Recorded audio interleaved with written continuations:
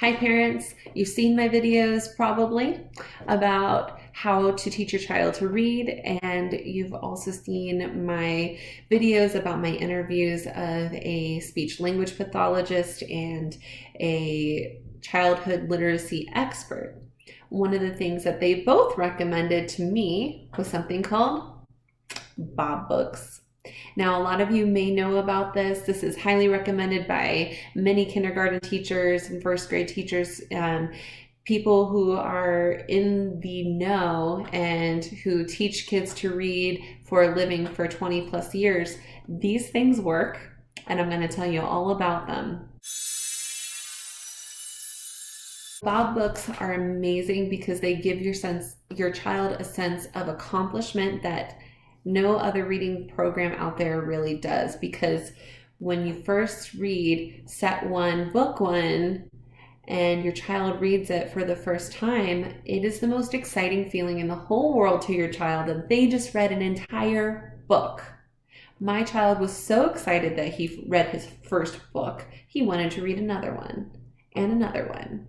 And so that is such a great tool, and it really motivates them to keep going. Now, what's cool is that what Bob Books does is a technique that in the teaching industry we call that scaffolding. So you've got a list of letters, and you're associating them with a sound and an image of a picture. So you're teaching them how to, for example, there's an A with an apple next to it. And we always recommend when you teach a child to read, avoid saying A is for apple, say ah. This is ah. The letter is A, the sound is ah, and we're going to call it ah from now on. Ah for apple. And then B says ba. And from now on, we're going to call it ba. So when you see that, say ba for bumblebee. Okay, whatever it is. And Bob Books, they do that in the beginning. They give you the little mini lessons so you can review with your child the sound, the image that goes with it, that they can remember, oh yeah, that's I for igloo, when they're reading and trying to sound out the words. This is another thing that they use in the program, the reading program that I talk about in my other videos. I'm going to do another video on that shortly, but it is a great technique. And remember to refer to the letter as this sound so that your child can just associate the symbol with the sound as they're trying to read, because it's just a lot to think about, and just simplifying it for them is really helpful. And then what the scaffolding is, what that means is that the next book you're going to add another letter, the next book you're going to add another letter, and then another letter, and also bringing in stuff from the past. So the sounds from book one that you learned are going to still be in book 2 and 3 and so forth, but you're just adding new sounds, which is perfect. That is a great tool because you're not forgetting the old sounds and the old letters as you go through. So I highly, highly recommend starting at stage 1, starting to read when you are first starting off, set 1. And honestly, like my son, I've done a lot of reading lessons with him, and I hadn't given him a book. I just let him read pages with a little story on it. So he finishes a story, but it doesn't feel the same as a Bob book, because now he got done with the book and it was way more exciting for him. So he blew past those first 2 specifically because we'd been working on it before. Now, I don't believe that you need other resources, but I think it helps.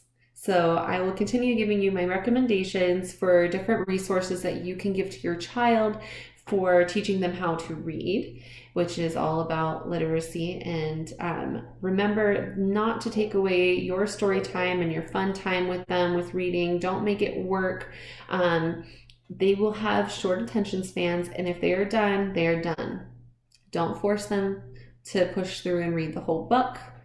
You've got to let them enjoy it so that they don't associate reading with something negative, because that's going to make them take a lot longer to learn to read if they don't want to do it.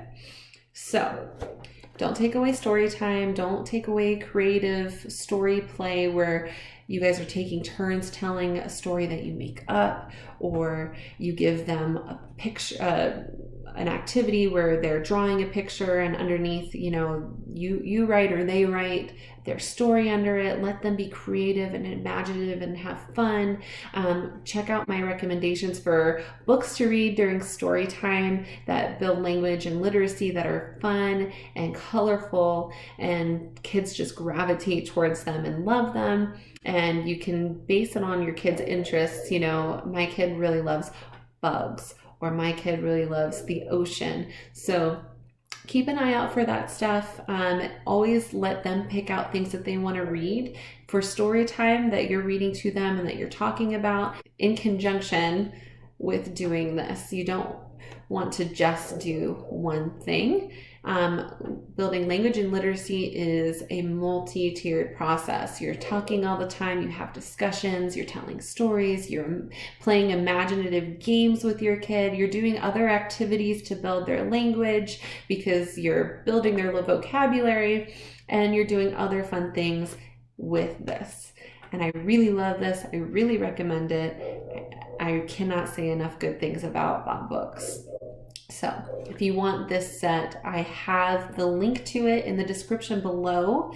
You are going to find that it's definitely worth the purchase, and with Amazon Prime shipping, you'll get it in 2 days. So please check out this book with your little ones. And if you have questions, and if you need other tips, if you have any problems that you just aren't sure how to work around, I have lots of tips for you and suggestions that I could come up with. So just leave us a comment and I will get right back to you. Please remember to like, share, comment, and subscribe to our channel, and keep an eye out for more of my literacy tips and tricks and language development tips and tricks. Lots of tips and tricks for you guys. All right. Thanks again for watching, guys. I'll see you next time.